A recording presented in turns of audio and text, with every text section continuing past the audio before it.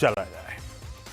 Symphony के MD corporate affairs Nripesh Shah sir फिर से एक बार नो योर कंपनी में जुड़ते हुए, और इस एक्सटेंडेड वीकेंड में अपडेट्स आ रहे थे कि ये कुछ सब्सिडरीज को मोनेटाइज करने की, डाइवेस्ट करने की योजना बना रहे हैं। Nripesh sir, hi, good afternoon, thank you so much जुड़ने के लिए। पहले तो वो अपडेट स्क्रीन पर रखिएगा डायरेक्टर साहब। बोर्ड का अप्रूवल आया कि वो एक्सप्लोर करेंगे डाइवेस्टमेंट और मोनेटाइजेशन अपनी दो सब्सिडरीज, क्लाइमेट टेक्नोलॉजीज ऑस्ट्रेलिया और इम्पको मेक्सिको में।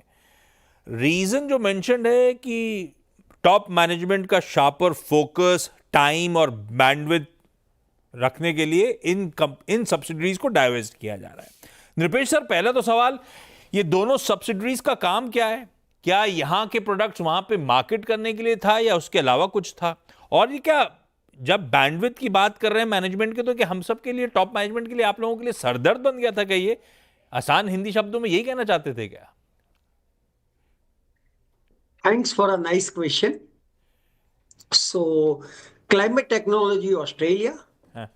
जब हमने एक्वायर किया था तो वहां लोकल मैन्युफैक्चरिंग था, कंप्लीटली इंटीग्रेटेड मैन्युफैक्चरिंग था। उनकी खुद की ब्रांड्स है। उनका करीबन 60% बिजनेस एयर कूलिंग में से था और 40% बिजनेस हीटिंग प्रोडक्ट्स में था। और खरीदने के बाद, एक्वायर करने के बाद, हमने उसका जो ओवरहेड्स है वो करीबन आधा कर दिया है। पहले 15 मिलियन ऑस्ट्रेलियन डॉलर था, अभी 7 मिलियन डॉलर से भी कम है।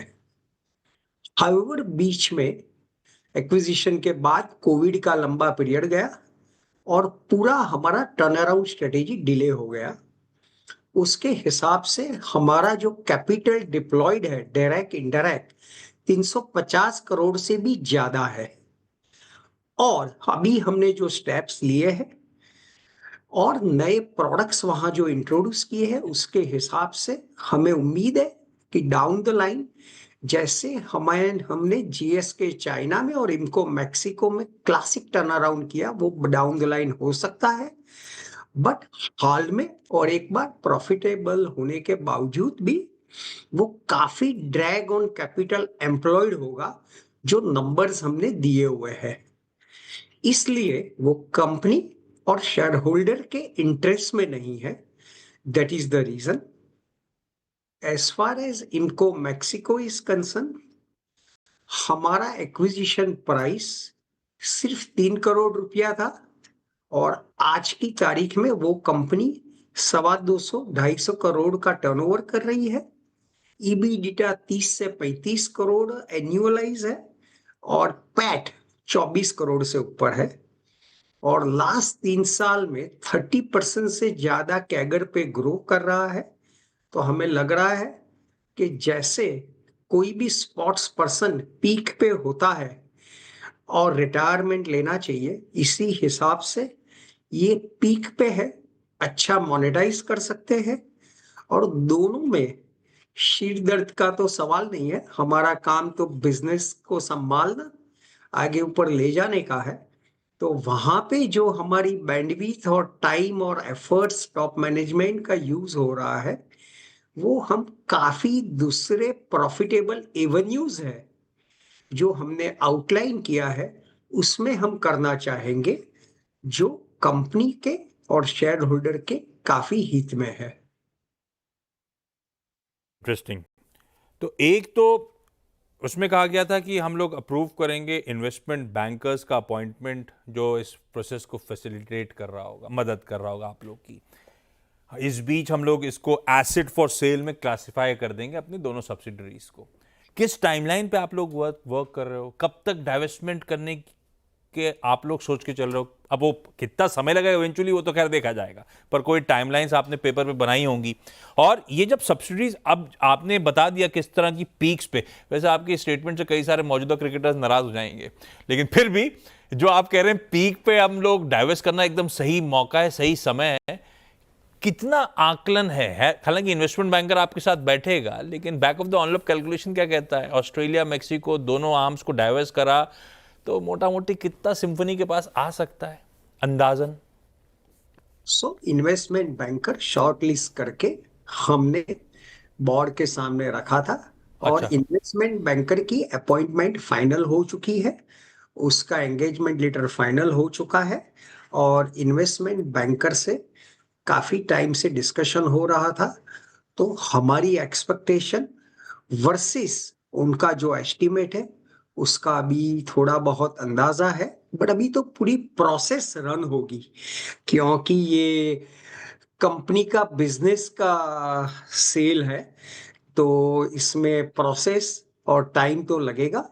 और मेरे हिसाब से 6 से 12 महीने में ये प्रोसेस कंप्लीट होनी चाहिए।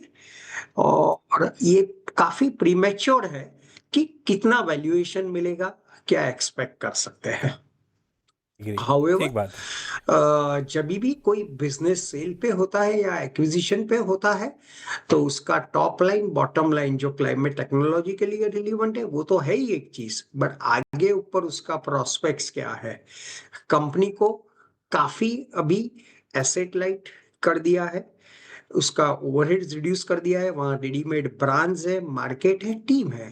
तो हम उम्मीद करते हैं उसकी भी डिसेंट वैल्यू मिलनी चाहिए। और इनको मैक्सिको में जिस तरीके से परफॉर्मेंस है और डाउन द लाइन पोटेंशियल है, तो उस हिसाब से हमें वैल्यू मिलनी चाहिए। सो ऑप्टिमम वैल्यूएशन के लिए हम उम्मीद करेंगे। मैंने मिस करा, आपने कहा था कि हमने डिटेल शेयर करी है। ये रिलीज में मेंशन था कि हायर आरओसी अगर करना है कोर धंधे का तो इनको डाइवेस्ट करो, जहां पे कैपिटल डिप्लॉयमेंट काफी ज्यादा हो रहा है आप लोग का। लास्ट अपडेट था मेरे पास आपका return on capital employed consolidated entity का 18.8% या 19% पकड़ लेते हैं, उसके आसपास आरओसी। गणित किया होगा आपने, x of these two arms या सब्सिडरीज आरओसी कैसा खड़ा होता है? सो हम कैपिटल एम्प्लॉयड दो पार्ट में बांटते हैं जो हाँ। सेगमेंट रिपोर्टिंग करते हैं। कोर बिजनेस में जो कैपिटल एम्प्लॉयड है, और दूसरा जो सरप्लस दैट इज ट्रेजरी में है। तो by and large Symphony India में नेग्लिजिबल या year as a whole average negative capital employed रहता है, क्योंकि हमारा वर्किंग कैपिटल पूरा नेगेटिव साइकिल पे चलता है और आउटसोर्स बिजनेस मॉडल है।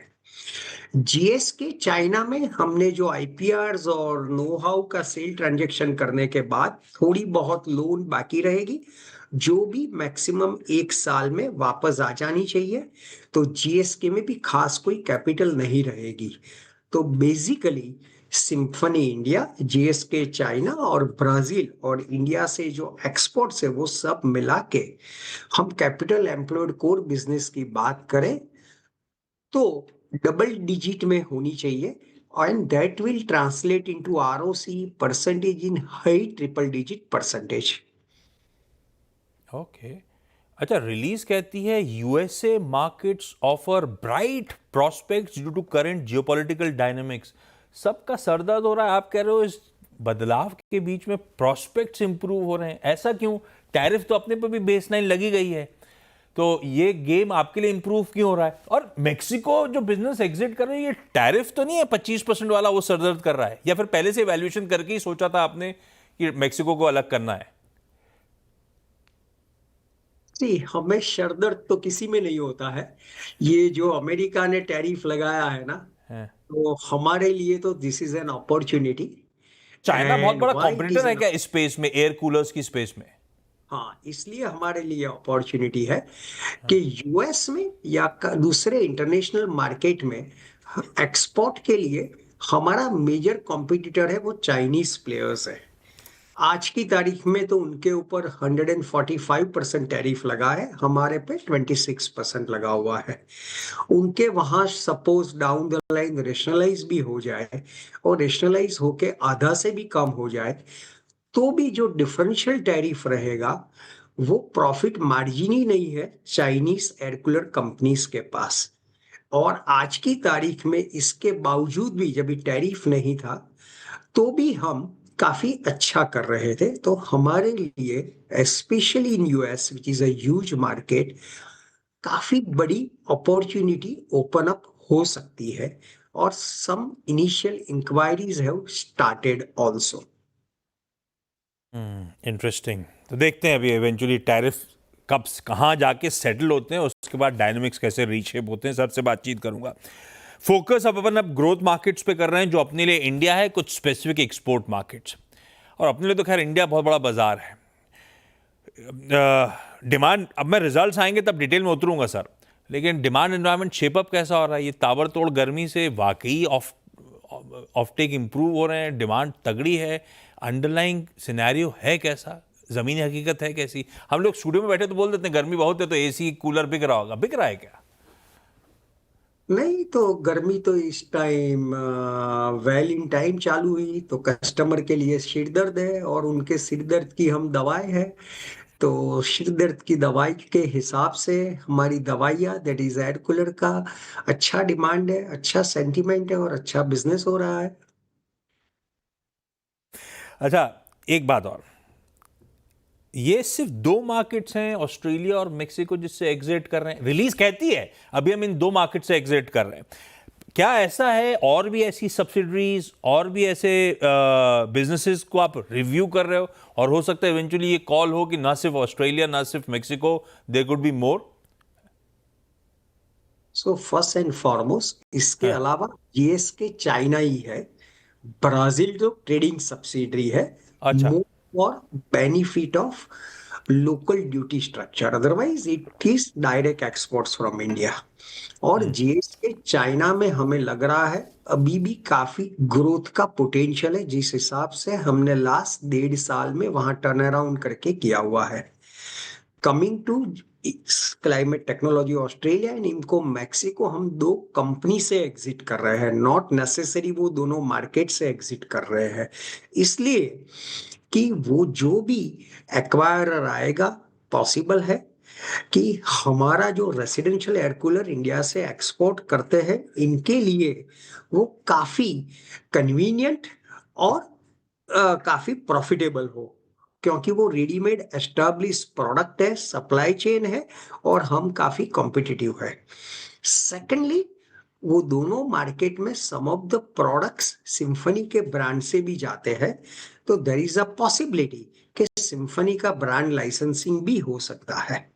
And this is apart from हमने जो रिलीज में दिया है, काफी दूसरे ओवरसीज मार्केट्स में जो हम लास्ट 3-4 साल से ट्राई कर रहे हैं और हमने नेटवर्क बनाया है, तो उसमें भी करंट सिचुएशन में हमें काफी उम्मीद है। परफेक्ट। मुझे बताया गया है कि नृपेश सर को एक इम्पॉर्टेंट मीटिंग के लिए जाना है।